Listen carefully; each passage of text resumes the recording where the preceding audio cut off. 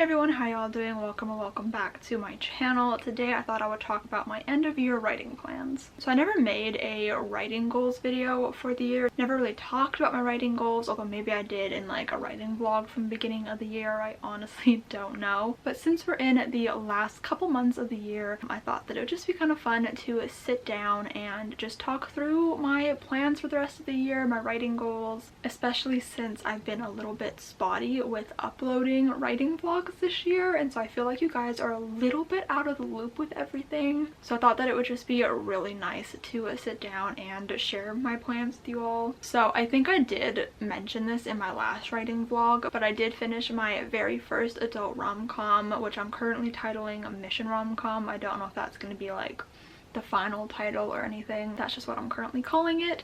So I'll make sure to put like aesthetic boards up on the screen as I'm talking about each project. But Mission Rom-Com is my very first adult rom-com, like I mentioned, and it is loosely inspired by How to Lose a Guy in 10 Days, which is my favorite romance movie ever. I love it so much. And I was working on it, I think in August and September.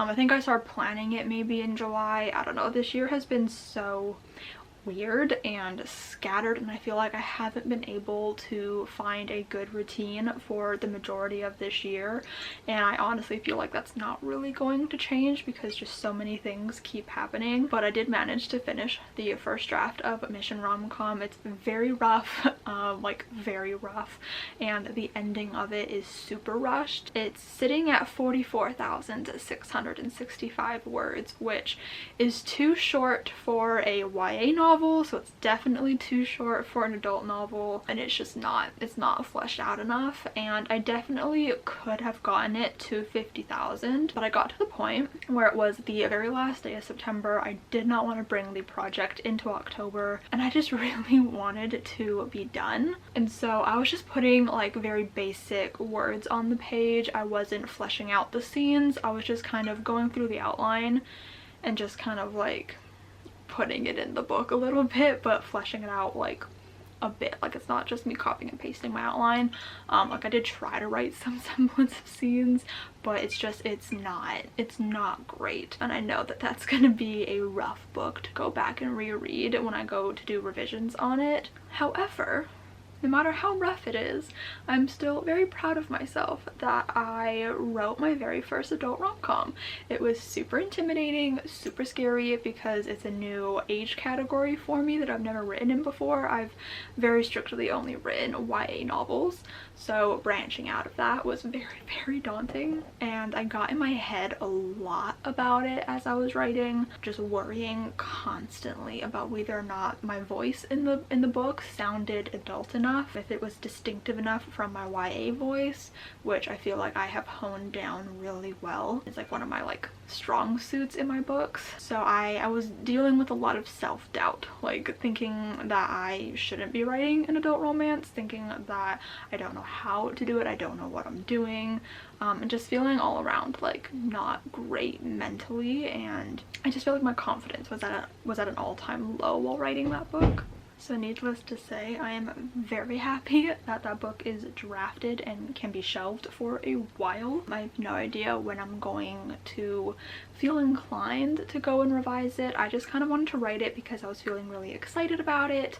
At the time, my excitement definitely dwindled as I drafted, which tends to happen with me because I hate drafting, but I was just so excited about it, and I felt like I really just needed something a bit different, especially with all the life changes that we've gone through this year with moving and everything like that. Like, I just felt like I needed to write something that I was excited about, and it just so happened that that's the project that I was feeling excited about.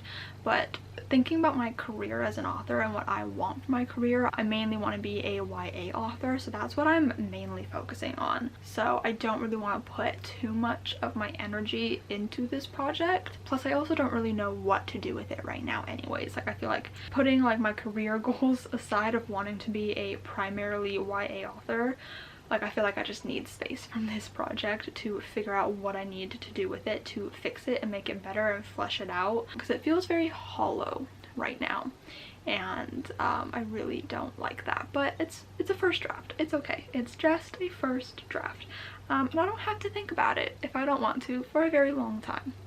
So yeah, I just wanted to give that update for you guys and let you know if you didn't see that writing vlog, or in case I didn't actually talk about it, I don't know. And you know, just to kind of have a place on my channel where it's just talked about in like one go, you know, the whole experience just kind of pared down to a couple of minutes in one video. That's Mission Rom-Com. So my focus now has shifted to revisions on a different project, thank God, because I much prefer revisions to any other part of the process. It definitely comes with its own sets of very difficult challenges and things that you need to navigate, and it's definitely just like ripping up your baby and then having to like stitch it back together, which can sometimes be very daunting and scary. But I'm currently preparing to do draft 3 of my novel What You Mean to Me, which is my YA novel inspired by the Disney Channel original movie Starstruck, which is one of my favorite movies of all time. Apparently that's something that I do now, is just write books inspired by my favorite media. But basically I did draft 2 earlier in the year, like in the first half of the year, and I think I sent it to my friend to beta read in May, and life just got in the way. It got really busy and hectic for her, and so it took her longer than expected to finish beta reading for me, and so she didn't finish beta reading until a couple of weeks ago. So I've had a lot of time away from this project, which I do feel is helpful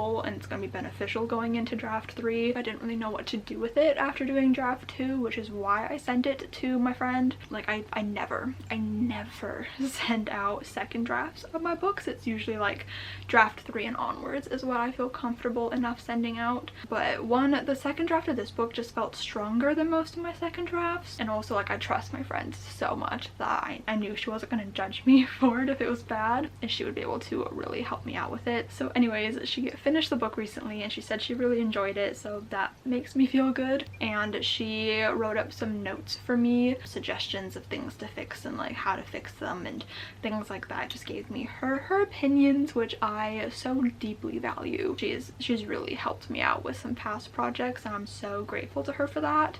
I just love her brain and how it works, so I'm really excited to really dive into it. So that's kind of what I've been doing this month. So I basically took my novel notebook. This is the notebook for Wimtim. It's so cute. And I've been taking some notes. I basically wrote down all the notes that she sent me in her email, and I kind of did some basic brainstorming, but I also highlighted certain things that need like hefty brainstorming, like proper sit-down sessions of trying to figure stuff out, because some of her notes involved the friends in my book, of my main characters, and how they need to be developed more and how their life needs to be a bit more fleshed out. Like they need to have their own things going on outside of the main characters, which I totally understand, and I felt that going into it. Like I tried to strengthen it in draft 2 and it's definitely better than it was in draft 1, but they're still not where they need to be, especially considering how important the friendships are in this book. But my difficulty is the book takes place primarily over like a 24-hour period, and it's definitely like a contemporary romance. Like the main focus is the romance, and so I'm having a hard time figuring out how to strengthen and build in those friendships. So that's something that I really need to brainstorm. Also the parents. The parents need more page time, that's for sure, especially since like they do tie in to my characters' arcs. Like it's not one of those YA books where they can just be completely absent the entire time. Like they're important to my character stories, so their absence is definitely not a good thing. But yeah, so now I'm in the middle of a reread of draft 2 because it's been so long since I did it that I don't remember a lot of things that I added and changed. So I always do a reread before doing a new set of revisions. So I'm doing draft 2 notes right now, and I got up to chapter 38. I also have some sticky notes of some brainstorming ideas that I will go through when I'm done doing the reread. But it's going okay so far. I'm enjoying it. There's definitely some enjoyment happening, but also I'm reading it like a writer, not like a reader. So I'm reading it with my friend's notes in mind, with, you know, my revision goggles on, trying to figure out how to fix things and where things can be fixed. Yeah, but overall, like, I'm enjoying it. I love this book. I love these characters. I love their story, and so I really want to make it better and give them what they deserve. So I've come up with a bit of a revision plan. So normally what I do for revisions is I just tackle everything kind of all at once. I'll basically have the previous drafts document open on one side of my computer screen and then have a blank document for the new draft on the other side.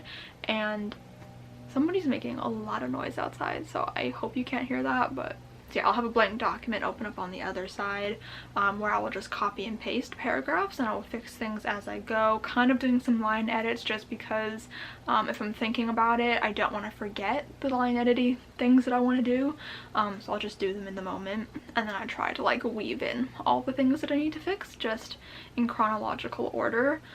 I don't want to do that this time just because there are some bigger things that need to be weaved in, like the friendships and the parents and things like that. So what I'm gonna do is I'm gonna brainstorm how to fix all of these issues, obviously, because I need to know what I'm doing, and figure out where in the book these things can be slotted into, and just try to do some sort of puzzle work to make everything work. And then I want to go to those specific targeted areas and incorporate those things in and just do very focused kind of revision rounds. So I'll do one round where I'm focusing on just the parents and the relationships there and giving them more page time, and then I'll do another round where I just focus on the friendships and giving them their scenes and their moments to shine, and then so on and so forth, whatever other big things that I need to tackle. And then afterwards I will do the smaller things and go chronologically through the book, starting with the beginning and go to the end kind of vibe.